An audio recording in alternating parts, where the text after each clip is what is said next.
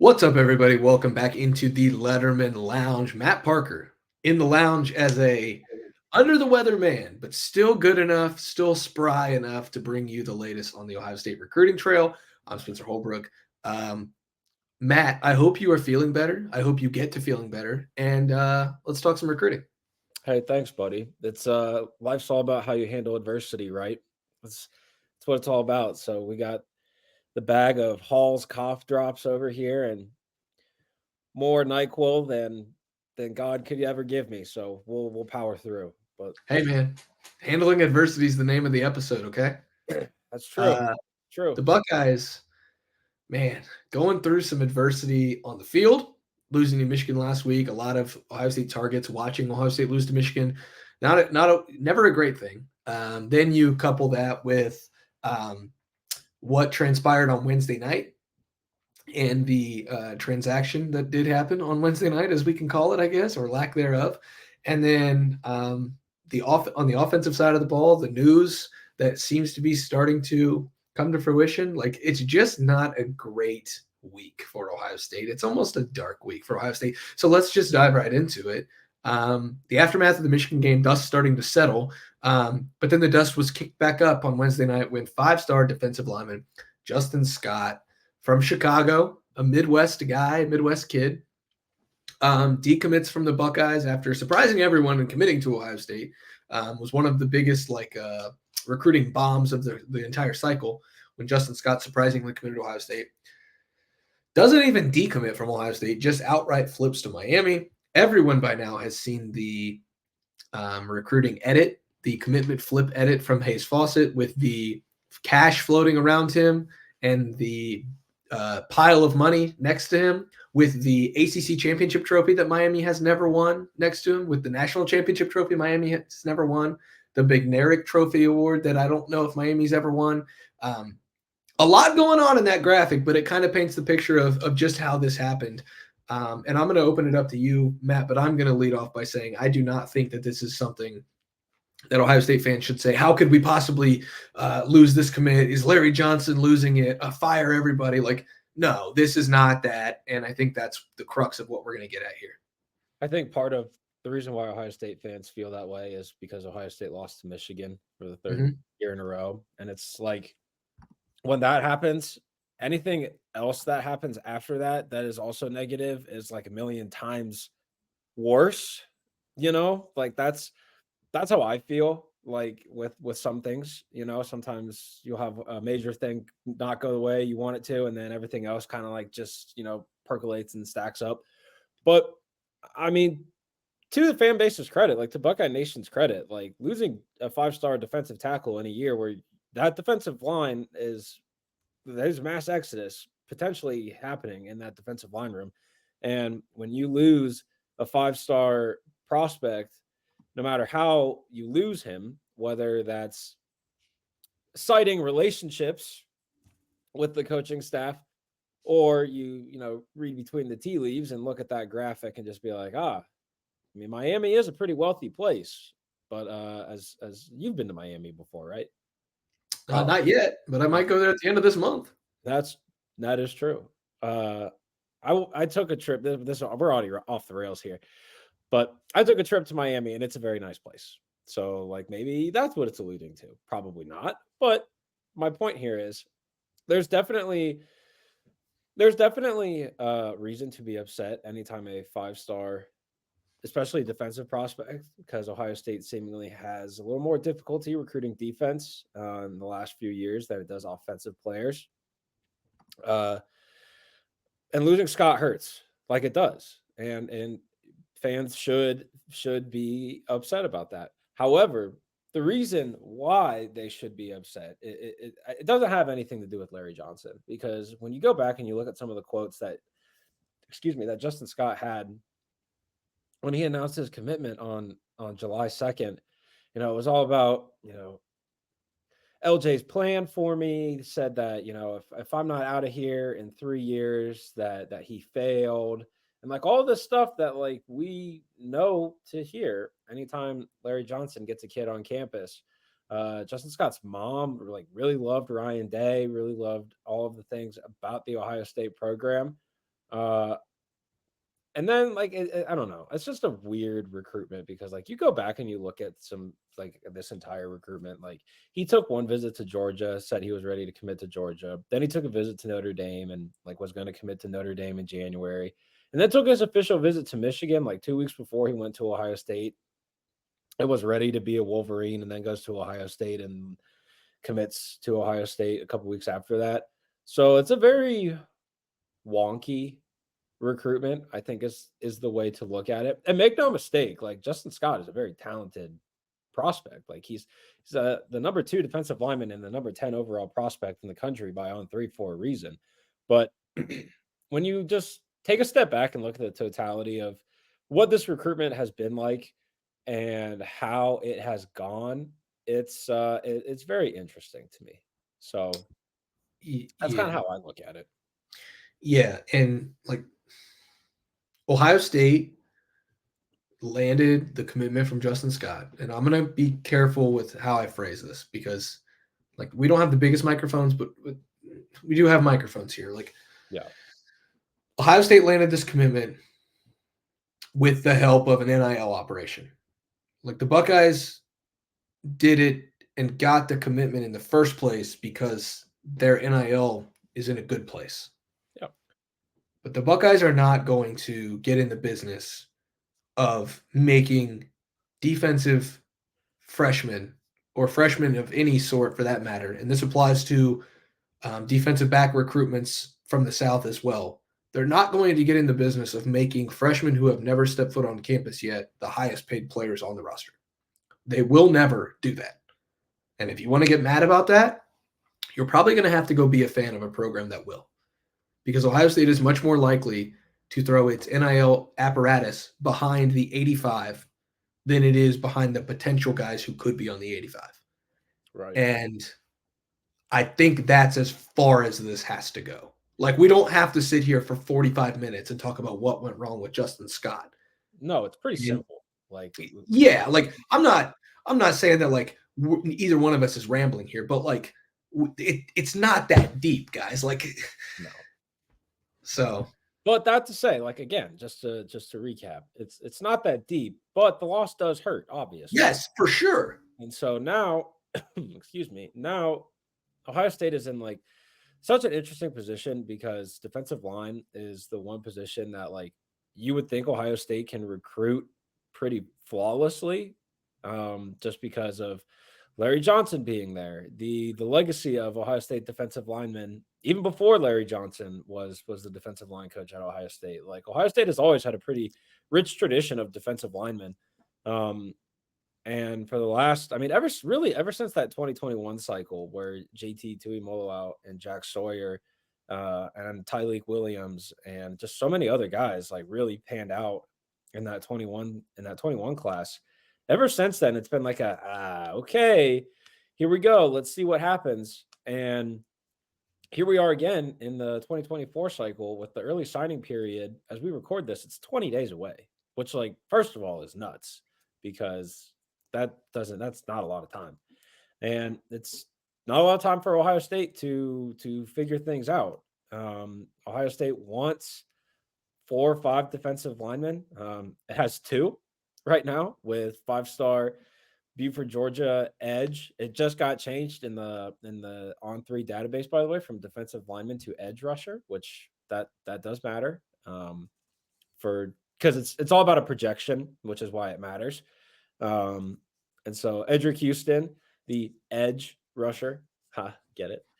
5-star prospect, committed, and then you have 3-star defensive tackle Eric Mensah from Stafford, Virginia, Mountain View High School, who that's someone that Ohio State flipped from Virginia Tech. He was committed to Virginia Tech. And now we talked about this a little bit last week, I'm pretty sure. But Ohio State was planning on doing nothing this weekend, or what Ohio State was planning on being in Indianapolis this weekend. And then obviously that did not happen. And the December 8th through the 10th is when Ohio State is having 2 defensive lineman official visitors come to campus with Carlin Jones, the 4-star 3 tech out of Bay City, Texas, who was committed to Nebraska and then decommitted, which is significant. I wrote about that at lettermenrow.com. You can take a look at that. And then a name that Ohio State fans have known for a while, and he's just been like super quiet with his recruitment. And now that signing day is like 20 days away, he's like, oh, wait, I should probably start taking this seriously. Is Ernest Willor from the Baltimore area. He used to play at IMG, now he plays at Concordia Prep. They just won either a league title or a state championship or something like that. And he is making his official visit the 8th through the 10th as well. I've already put in a prediction for Ohio State to land Carlin Jones, and you can read about the why at lettermenrow.com.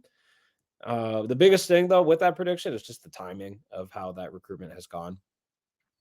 But those are two prospects that like Ohio State could very well land. And then you also have a Morris Williams, who is still in the mix with Ohio State leading the charge in that recruitment. So like Ohio State is in a position to, I'm not going to say replace, because like there's no replacing a 5-star defensive tackle, especially when you need that high caliber of a guy. But Ohio State is in position to have the depth that it also needs. And I think when it comes to that, depth might be a little more important than just landing elite talent and only having 3 guys.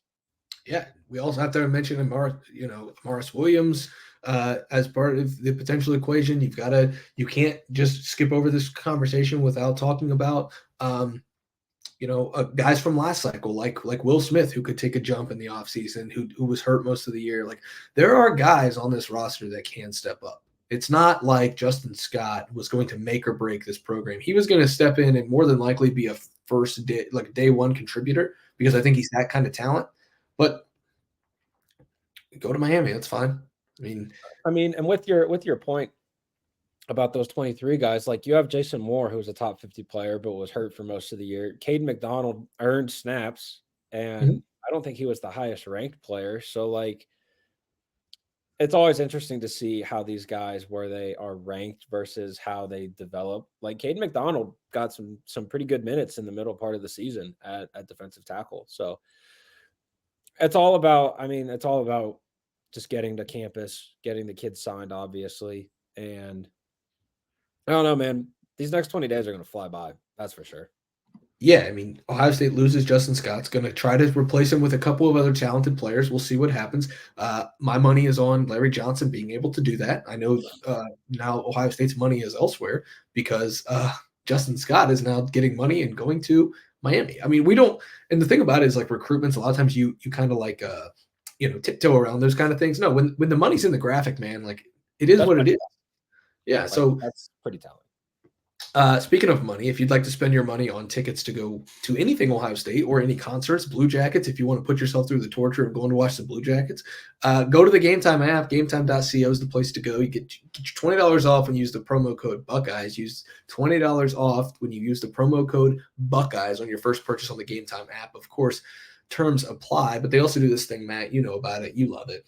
You buy a ticket on the Game Time app. You find a ticket cheaper in the same section on a different app. You go back to the Game Time app. You say, hey, this ticket was cheaper. They refund you 110% the difference. We're not mathematicians here. We're not rocket scientists, but we do know that that's a pretty good deal. So go to gametime.co or use the Game Time app. Use that promo code Buckeyes. Get $20 off your first purchase in the Game Time app or at gametime.co. Save yourself some money. Go watch a sporting event. Go watch a movie. Go watch a concert of your choice. It's all there on the Game Time app. Use that promo code Buckeyes for $20 off. Of course, terms do apply. And speaking of terms, Matt, let's get into the terms of a commitment, because Ohio State, it's not all doom and gloom. Like, we're not just sitting here telling you that our pets' heads are falling off. Thanksgiving, Buckeyes turkey trot their way into a commitment up from Coopersville, Michigan. Go up to Michigan, get a win on Thursday. Go up to Michigan, take a loss on Saturday. I don't think that that's really a trade-off that Ohio State fans would be willing to make, but it is a nice little consolation prize here. Buckeyes land 4-star offensive lineman Gabe VanSickle on Thursday. Really good player. I really like the upside. I'm not a scout, but I think that this is an upgrade for sure over what the Buckeyes had committed in this slot with Mark Nave. That's no offense to Mark Nave. I just think Gabe VanSickle is a little bit higher of a ceiling guy. So what say you, Matt? How do you think that this impacts the Buckeyes class? I think that this is a guy that's pretty underrated right now as far as like how big of a pickup this is. I mean, it just goes to show that like Ohio State, when they find a guy, when Ohio State finds someone that it likes late in a recruiting cycle, Ohio State has the ability to flip people like the program does. I don't think that's something that we necessarily talk about a whole lot, just because it's always about, oh, who's going to flip this kid from Ohio State? You know, like who's going to do this? Who's going to do that? But VanSickle was committed to Northwestern, I'm pretty sure. I'm pretty sure. I know he was committed to Northwestern. I'm just spitballing here. The sickness is taking away some of my brain cells, so I'm really sorry about this, everybody. Was committed to Northwestern. Didn't flip. Like he did the Lincoln Keenholz thing, which made me laugh in the moment. But he decommitted from Northwestern on the Tuesday, the week of Thanksgiving, and then committed to Ohio State on Thanksgiving Day. And I'm just like, well, if you knew that's what you're going to do, why didn't you just, make it one big thing? But for me personally, the timing of that worked out great, so I was happy about that, very selfishly. No, this is a guy that he kind of a swing tackle. That's what Ohio State sees him at. He's like 6'5", 315. I think he's going to start off getting developed on the interior, probably that guard position, and which side of the line he'll learn how to play both, just because that adjustment to college, you got to get your footwork down on both sides of the ball, and everything like that. That's a guy who, a late bloomer for Ohio State, and on the recruiting trail, took his official visit during the Penn State weekend on October 21st, and then returned for an unofficial visit against Michigan State on November 11th. If I have those backwards, I do apologize, but pretty sure that is how that happened. And again, he sees a vision. His biggest thing, VanSickle's biggest thing, was he wants to play the highest level of college football that he's able to. And you do a quick scan of his offers. Ohio State is by far the biggest offer that is at least reported, because he's a very quiet kid, doesn't really dabble with the social media. However, he did have an all-time commitment post when he announced his commitment, and he said just a kid from Michigan, but he used the red X emoji. I thought that was pretty good. I was a big fan of that. On a quick side note, though, do you think that Ohio State should stop using that because they've lost to Michigan 3 times in a row now? I don't know. I think it's based on like LeBron used just a kid from Akron. Ohio State has a pretty close ties with LeBron, so they did. No. I'm saying, should they stop using the M's? Yeah, the red. No, because they won that way against Urban or with Urban. So like, it's I don't know, man. I don't know what they got to do to win that game. Like I do know some of the things they need to do to win that game, but I think that's probably a little more conversation for another time. But like, yeah, it's worth looking at. Like, just a thought. I don't know. If it's not working, if it's not, if the kind of wondering a little bit, if the tradition isn't working, like, is it a tradition worth keeping? And that's something that you got to ask yourself. It's pretty introspective. Like, you got to really look in the mirror and be like, okay, what tradition wise, like, what are we doing wrong here? Like, is it worth hanging out with the band on Sunday night? I'm not going to get into that conversation because I know that sparks the fan base.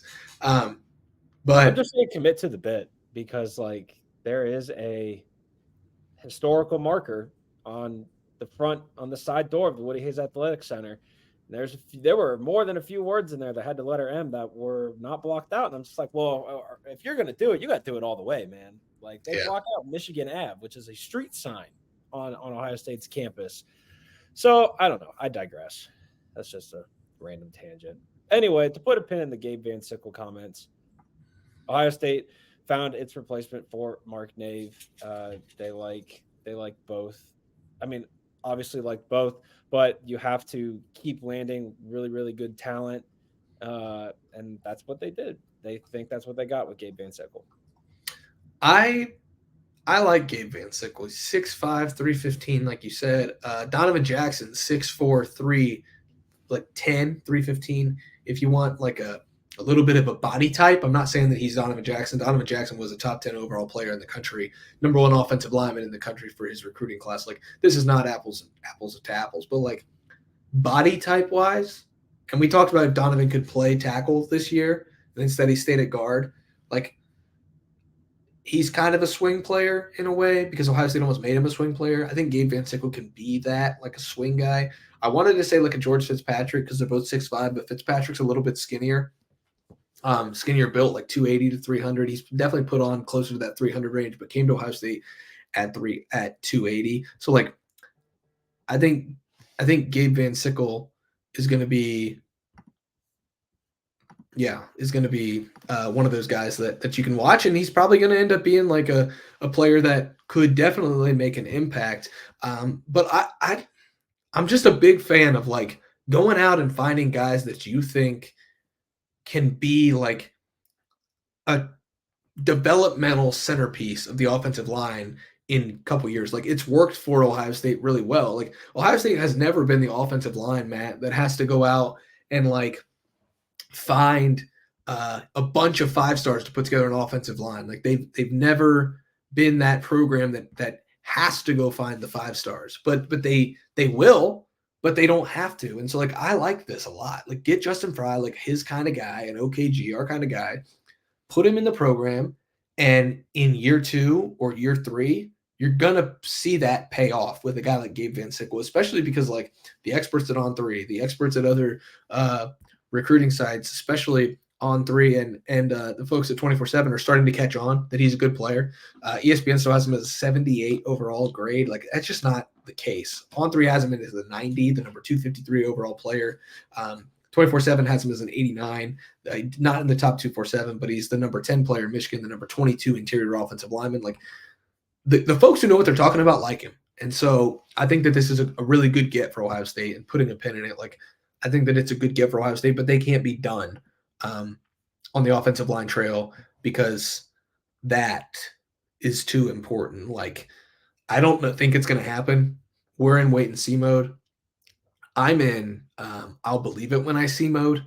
And I know you and I have both been kind of lockstep there the last few weeks. Like, at this point, I don't know, man. I don't know. Well, circling back to the VanSickle comment, you pair him up, by the way, with Ian Moore, who is a 6'6", 315 behemoth. Like, we saw Ian in person, and just like how much bigger he's gotten over a year. And then the Armstrong twins, who are going to, I mean, they're really good football players. They're really talented, but they just need to keep developing physically, which they certainly will with heading down to McMurray. I mean, this is a pretty good offensive line class. I mean, of course, you have your swings and misses on national guys, but the last national guy here is Jordan Seaton. And really, it comes down to two things. And we kind of have already talked about this at the beginning of the show.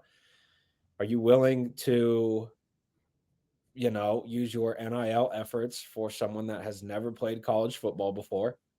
Or are you willing to use your NIL efforts in the transfer portal, which I've already seen? I mean, the portal doesn't even open until December 4th, but like, I've already seen people committed that have entered the transfer portal, and I'm just like, what the hell is going on? Like, what are we doing here? But I have seen a lot of offensive tackles that are in the portal, and I'm sure some of them, like, Ohio State is interested in. Like, the guy's name escapes me, but the guy from Indiana who went to Olentangy Liberty, like Carter Smith.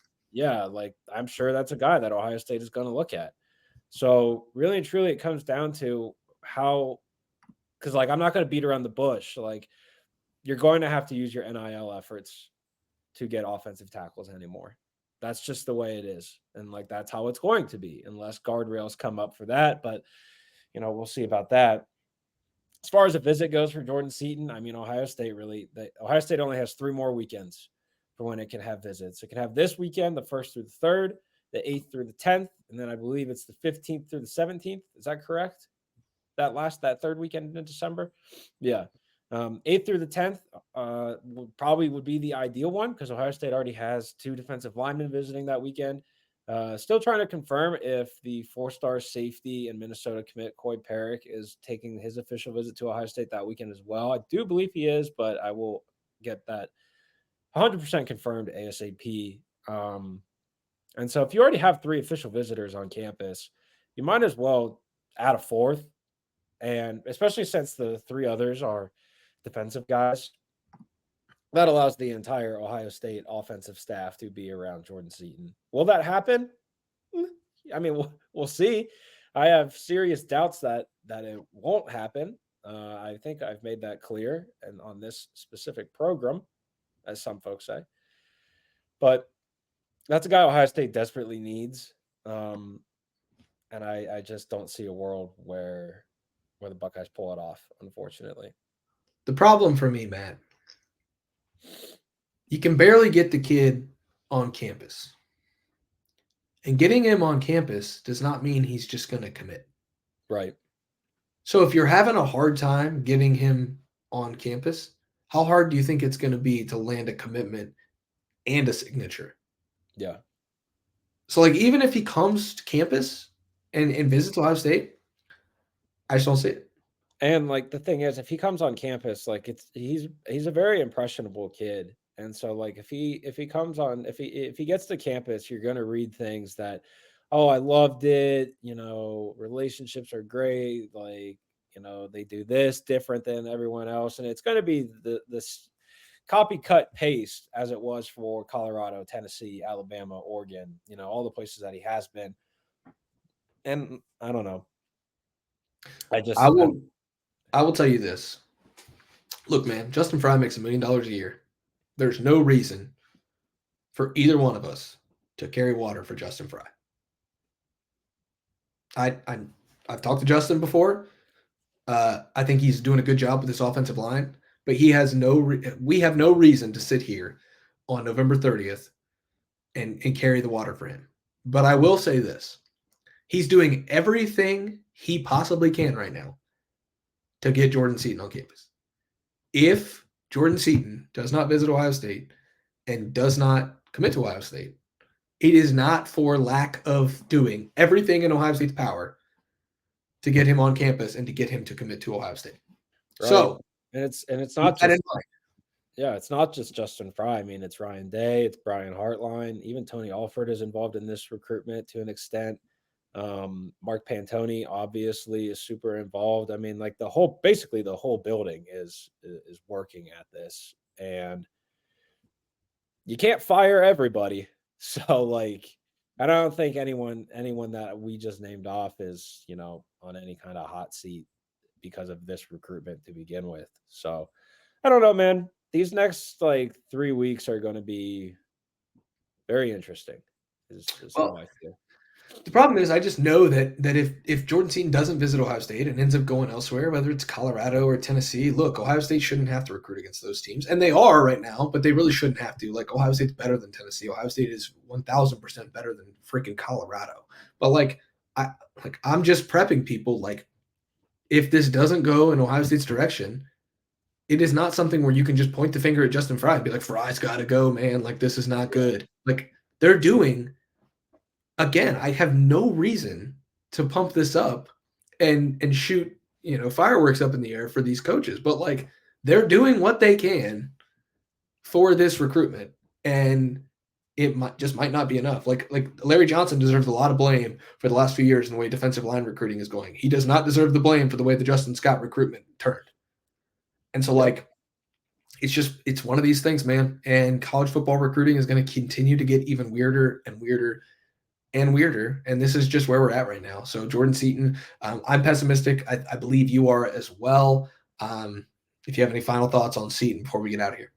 I don't, but let's end the show on a good note, because this week has just been. I feel like Buckeye Nation has just really took it on the shins this week, and let's end it on a positive note here. With that, there are 6 Ohio State commits that are playing in state championships this weekend in the state of Ohio. Deontay and Devontae Armstrong for St. Edward are playing against Springfield, which is also the home of Aaron Scott Jr. So those two are playing in the Division I state championship Friday night. And That's the third consecutive matchup in the Division I state championship between those two schools, by the way. St. Ed's has the 2-0 advantage right now, so we'll see if they get the sweep. So that's Friday night. Tonight, Thursday night, Massillon, Washington, and Archbishop Hoban, which is where 2025 linebacker Eli Lee plays. That is tonight. Which I didn't know this, but did you know that if Massillon wins this state championship, that's like their first non-claimed state championship? Yeah, it's kind of crazy. That's fascinating to me. I did not know that. And like you and I mean, we both grew up in Ohio, so like across the state, everyone knows like historic Massillon, and like I never realized that they had never won like a true state championship. So like that's pretty cool. I don't know. Let me see what else. Oh, and then on Saturday, in the Division IV state championship, Glenville, home to Bryce West and Damarian Witten, are playing Archbishop Alter, I want to say. I believe it's the school where CJ Hicks went, right? Yeah. So that is who they are playing on Saturday. And it's worth noting that Glenville, they are defending, reigning Division IV state champs. So all of those are taking place in Canton at the Hall of Fame Stadium up there in Canton. So I would love to make it, but seeing as how I am sick, it's going to be some nasty weather Friday, and it's just not going to put myself in that position. But if you're up in the area or you just love high school football, because high school football is the best, go check out some future Buckeyes playing for some hardware this weekend. I think there's going to be some Buckeyes winning some state championship rings. Depending on how things shake out on the college level, could be some Buckeyes competing for other rings if things shake out for the Buckeyes. We will have full coverage of both the high school state championships. Of course, Matt's going to have some stories about the winners, stuff like that on lettermenrow.com. We will have full coverage of Ohio State and its potential bowl responsibilities, whether that's the Orange Bowl or the College Bowl playoff.